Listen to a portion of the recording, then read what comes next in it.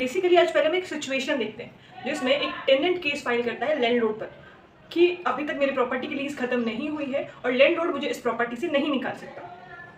But वो अपनी ये जो प्रॉपर्टी की लीज है इसको प्रूव नहीं कर पाता, तो कोर्ट केस डिसमिस कर देता है।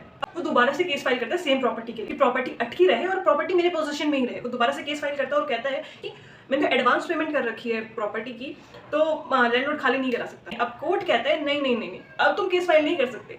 अगर ये पॉइंट था तो तुम्हें पहले सूट में ये पॉइंट रखना था, पहले ये इशू रेज क्यों नहीं किया। तो अब कोर्ट आपको ये मौका नहीं देगी कि आप ये इशू रेज कर सके।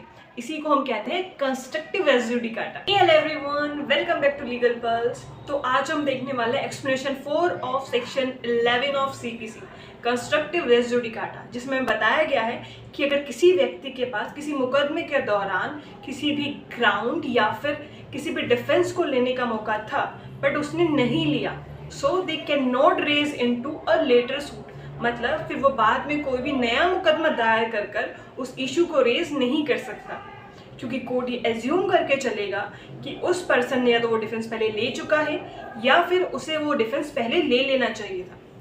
क्योंकि हमारे कोर्ट का मानना है अगर कोई व्यक्ति खुद के अधिकारों के लिए सो रहा है तो कोर्ट उसकी मदद नहीं कर सकता। अब ऐसा क्यों होता है और किस वजह से इस प्रोविजन को लाया गया और किन ग्राउंड्स में आप कोई लेटर सूट फाइल कर सकते हैं, इसे हम पूरी वीडियो के अंदर समझेंगे, तो इसलिए वीडियो में एंड तक बने रहिए।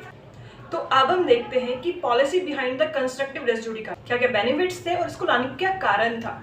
तो सबसे पहले है, it is the policy of law to prevent multiplicity of proceedings and therefore it is the duty of a party to raise the issues which were within his knowledge and due diligence। मतलब इस policy को इसलिए लाया गया ताकि multiplicity of proceeding को रोका जा सके, और ये हर पर्सन की ड्यूटी है। एक कोज ऑफ एक्शन अराइज हुआ, उस कोज ऑफ एक्शन से रिलेटेड जितने भी इश्यूज हैं वो एक सिंगल सूट के अंदर उन सभी इश्यूज को रेज करे जो भी उसकी नॉलेज या फिर ड्यू डिलिजेंस में है। Means it is a duty of a party to make it suit comprehensively.